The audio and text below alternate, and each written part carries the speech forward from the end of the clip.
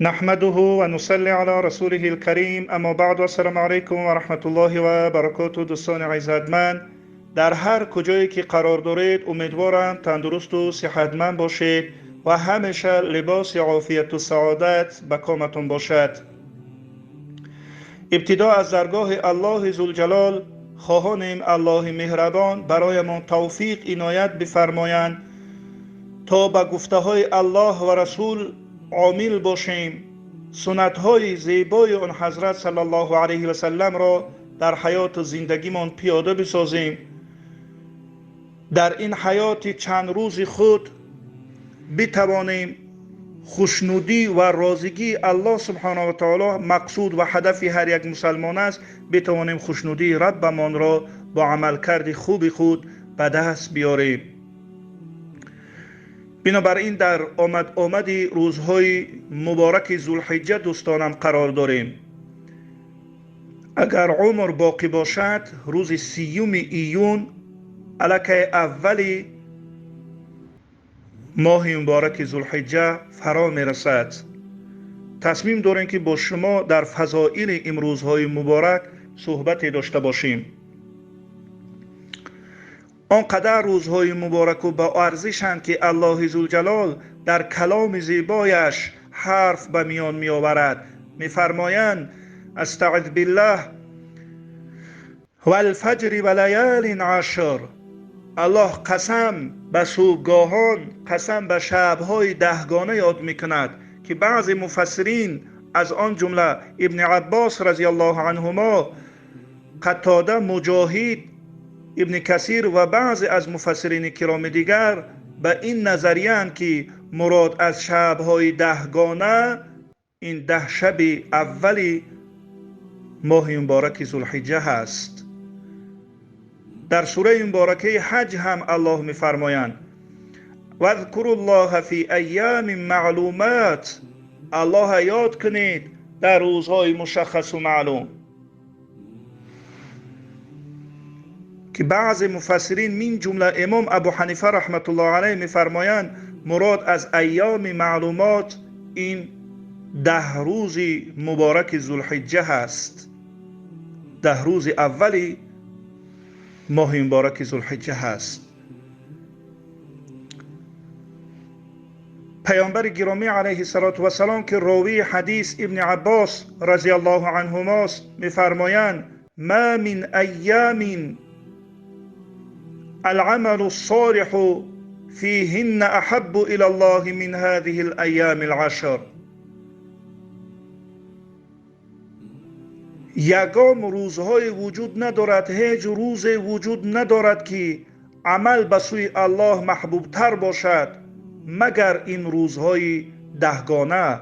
یعنی عملی که هر عمل خوبی که در این 10 روز مبارک ذوالحجه صورت میگیرد، انجام میگیرد، هر عمل خوب، هر عمل نیکی در این 10 روز مبارک ذوالحجه قرار میگیرد، نسبت روزهای دیگر محبوبیت دارد به سوی الله، بیشتر محبوبیت دارد، بیشتر اجر و پاداش دارد به سوی الله ذوالجلال.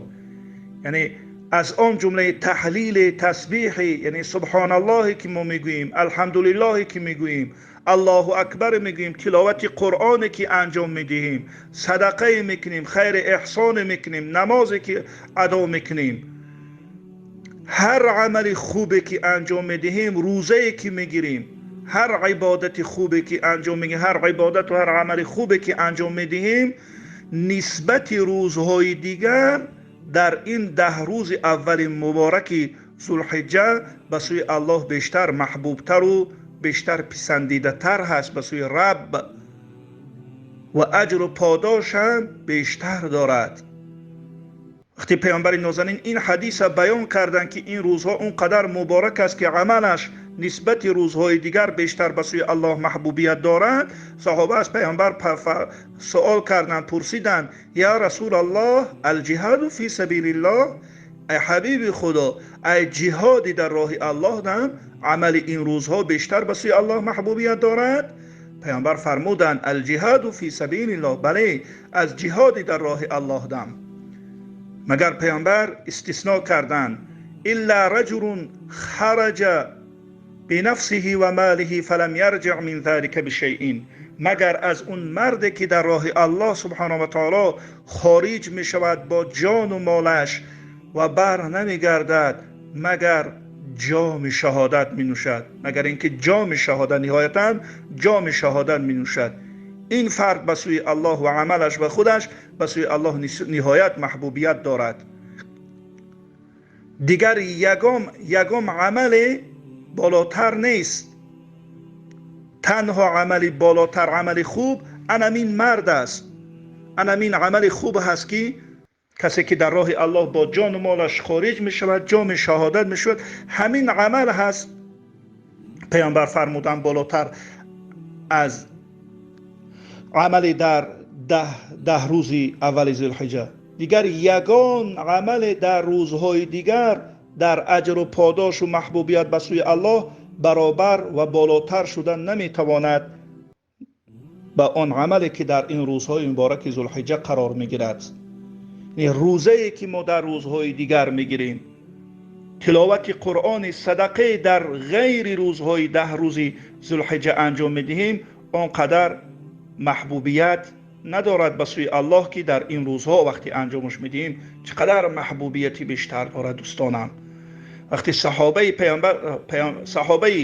کرام، صحابه پیامبر صلی الله علیه و سلم 10 روز اول ذوالحجه که فرا می رسید چقدر آمودگی ها می گرفتند، چقدر عمل های خودشان را بیشتر افزایش می دادند، تهجد ها بیشتر، تلاوت های قرآن، ذکر ها بیشتر، خیر و احسانات بیشتر، حتی تکبیر با صدای بلند می گفتند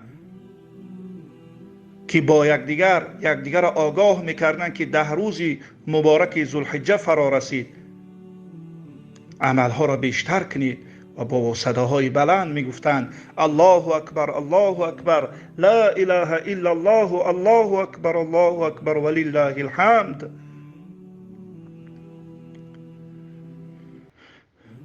بله دوستان من، یعنی کسی که قربانی میکند، کسی که تصمیم، قصد و اراده قربانی کردن دارد و قربانی بر وی واجب هست، مادرمان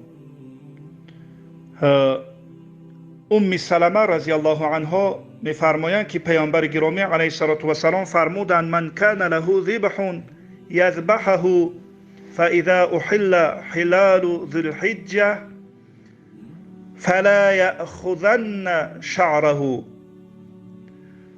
کسی که تصمیم دارد، قصد اراده دارد که قربانی کند، این قربانی کردن بر گردن وی واجب شده است. این کسی که صاحب نصاب هست، صاحب زکات است، صاحب زکات هست، بر گردن وی قربانی چی هست دوستانم؟ واجب هست. کسی که قصد و اراده قربانی کردن دارد، سنت است برای او، مستحب هست برای او که چیکار کند؟ وقتی 10 روز مبارک ذوالحجه، 10 روز، این روز اولی ماه مبارک ذوالحجه فرا میرسد، فلا یأخذن شعره ولا من اظفاره شیئا، مویهای سرش را و مویهای، یعنی هیچ موی از بدنش را نباید بگیرد.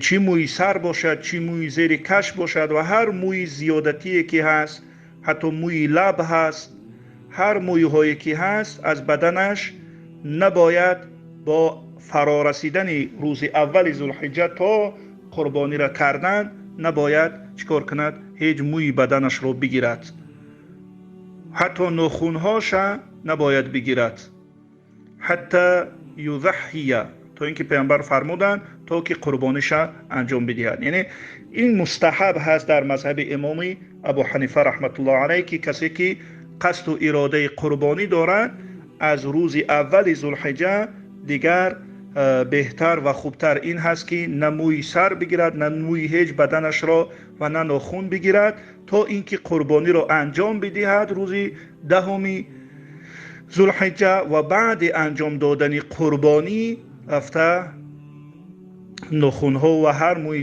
زیادتی که دارد بگیرد تا اجر و پاداش بیشتر بگیرد و با سبب اون الله ذوالجلال همه گناهاش مغفرت کند. این البته مستحب هست دوستانم.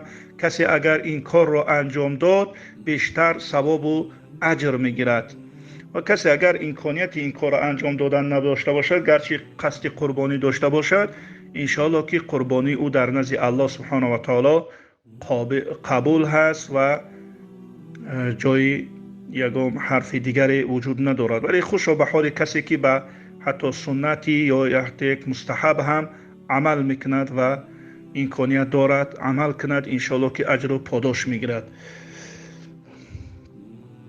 گفتیم که کسی که در وی زکات، یعنی صاحب زکات هست، در او قربانی هست. خب این صحبت طولانی می شود، این صحبت هم میگذاریم برای روزهای بعدی انشاءالله. حالا مهم برای ما فهمیدن این بود، چون 2-3 روز دیگر الکی روزهای ماه مبارک ذوالحجه فرا میرسد. حرکت کنیم دوستانم که عملهای خوب بیشتر در این ماه، در این 10 روز اول انجام بدهیم. اگر بتوانیم خوشا به حال ما روزه بگیریم، اگر نتوانستیم حرکت کنیم یک روزی قبل از عید قربانی، یعنی روز عرفه را حتما بگیریم، چون پیامبر گرامی فرمودند یکفر سنة الماضی و الباقی، 1 ساله گناه آینده و 1 ساله گناه گذشته را مغفرت میکند روز عرفه. این کسی روز عرفه را 1 روز پیش از عید قربان روزه میگیرد، الله ذوالجلال 1 ساله گناه گذشته و آینده شا مغفرت میکند. البته گناهان خرد و صغیره را، گناه کبیره چون با توبه بخشوده میشود، یعنی اینقدر اجر و پاداش بزرگ داره. ثواب 2 ساله گوییم عبادت یا 2 ساله روزه یا 2 ساله گوییم کفاره گناه است. خب و عملی که بیشتر حرکت کنیم، تلاوت قرآن، خیر احسانی که میکنیم، تهجد اگر قضا کردیم حرکت کنیم، حداقل در این شب‌های مبارک تهجد برپا کنیم، تهجد قضا نکنیم. خب نمازها را حرکت کنیم، قضا نکنیم اگر قضای نماز داشتیم خدای نکرده، و هر عملی خوب حرکت کنیم در این 10 روز اول انجام بدهیم تا راضیگی الله و خوشنودی الله که هدف هر یکی مسلمان هاست، بتوانیم الله را از خودمان با عمل کرد خوب خود خوشنود بسازیم و روح جناب رسول اکرم صلی الله علیه و سلم از ما و شما شاد بگردد. و السلام علیکم و رحمت الله و برکاته.